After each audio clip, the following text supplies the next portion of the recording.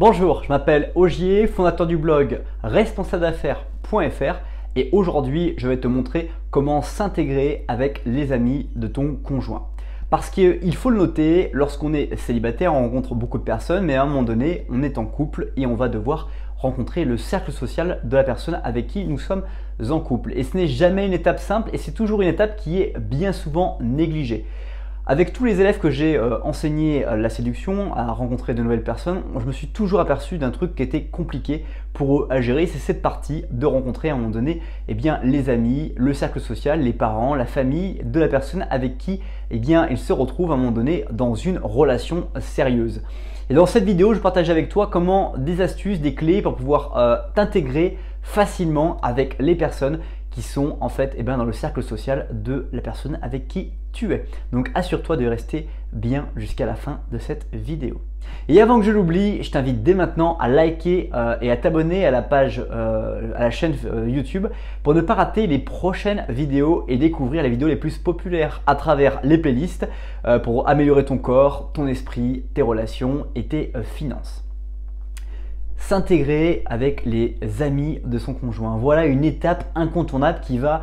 encore une fois te faire valider auprès de ton partenaire ou te disqualifier. Comment se qualifier dans cette phase tant importante? Puisque comme on le sait, les amis étaient bien avant notre arrivée dans notre couple et aujourd'hui, certains amis qui étaient vraiment très accrochés à la relation qu'ils entreprennent avec votre partenaire de vie, vont peut-être être jaloux. Comment désarmer ces personnes? Comment se qualifier? Comment ne pas mettre son partenaire dans un dilemme? C'est toutes ces choses-là qui sont véritablement difficiles à gérer, à jauger pour permettre de vraiment se retrouver dans les meilleures conditions pour continuer la prochaine étape de la relation. En général, l'étape de la relation de rencontrer des conjoints passe juste après une étape qui est très souvent pénible pour les amis. Vous savez, cette fameuse étape qui consiste à être constamment avec un partenaire qu'on vient de découvrir ou son partenaire et passer quasiment la majeure partie de son temps en oubliant ses amis, en oubliant toutes les activités qu'on a à côté et en consacrant toute son énergie à sa relation naissante. Voilà, donc à un moment donné, on se dit il est temps de présenter la personne qu'on considère comme qualifiable et qualifiée pour pouvoir prendre le poste de conjoint dans notre vie. Et à ce moment-là, du coup, on va organiser des événements. Et quand c'est nous qui organisons nos événements, c'est assez facile, c'est assez confortable pour nous. On connaît nos amis, on sait un peu comment ils vont se comporter et donc on n'a aucune incertitude sur l'issue de la relation que nous allons avoir. Par contre, quand notre partenaire nous propose à un moment donné d'aller rencontrer ses amis, sa famille, etc.,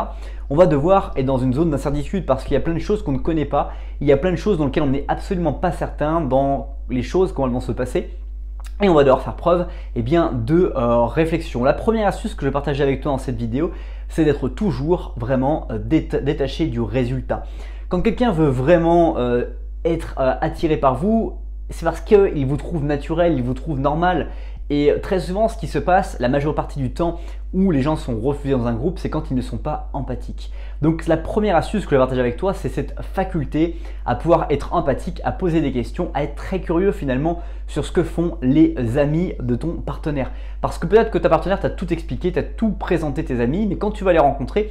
tu sais plus qui est qui, tu ne te rappelles pas forcément des prénoms, tu ne sais plus forcément ce que font les gens. Et donc simplement de faire comme si c'était des inconnus, les interroger, les questionner va te permettre de pouvoir découvrir et de créer une relation avec eux. Et si tu les laisses parler 90% du temps, ce qu'on fait également en séduction, tu vas te rendre compte à un moment donné qu'est-ce qui se passe, c'est que tu vas pouvoir avoir plein d'informations et que la personne qui parle va vraiment se sentir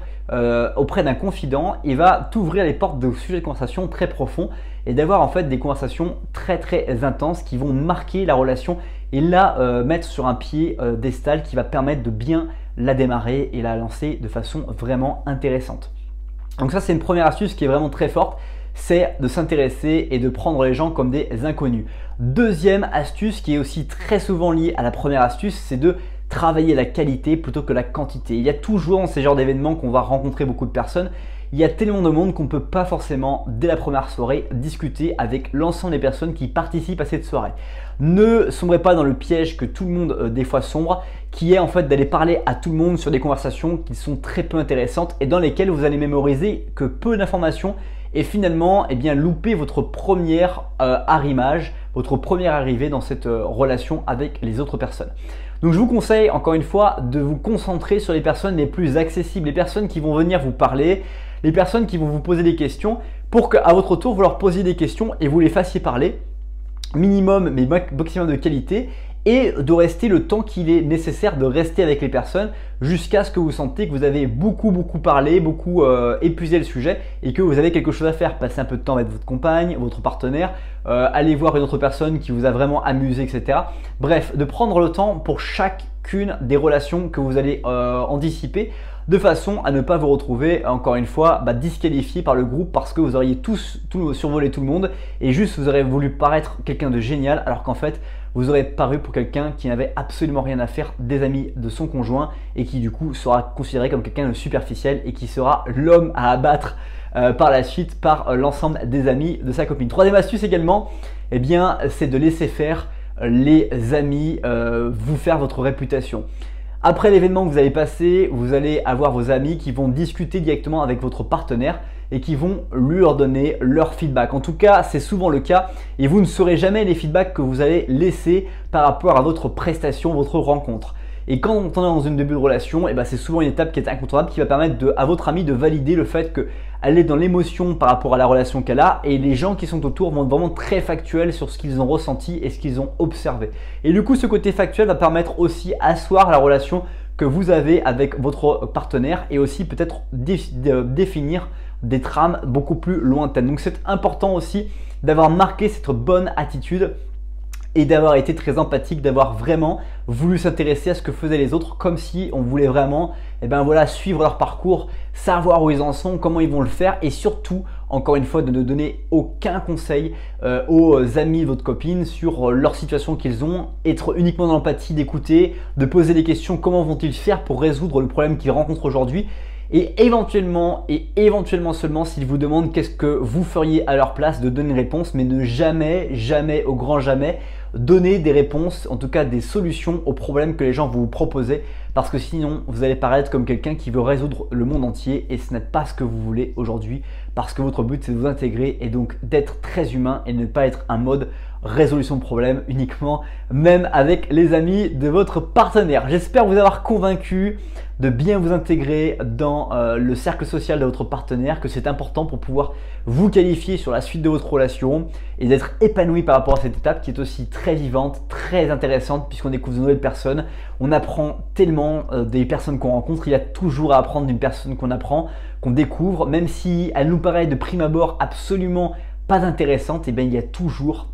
et encore toujours des choses géniales à découvrir chez les gens qu'on ne connaissait pas avant. C'est déjà la fin de cette vidéo, je t'invite dès maintenant à découvrir dans la description d'autres astuces, d'autres techniques que je partage avec toi pour aller plus loin que cette simple vidéo. Et aussi, je t'invite à découvrir en remerciement du temps que tu as consacré à cette vidéo, les vidéos qui s'affichent sur l'écran juste maintenant pour aller plus loin. Merci encore une fois, passe une bonne suite de journée et je te dis à bientôt pour une prochaine vidéo. Bye bye.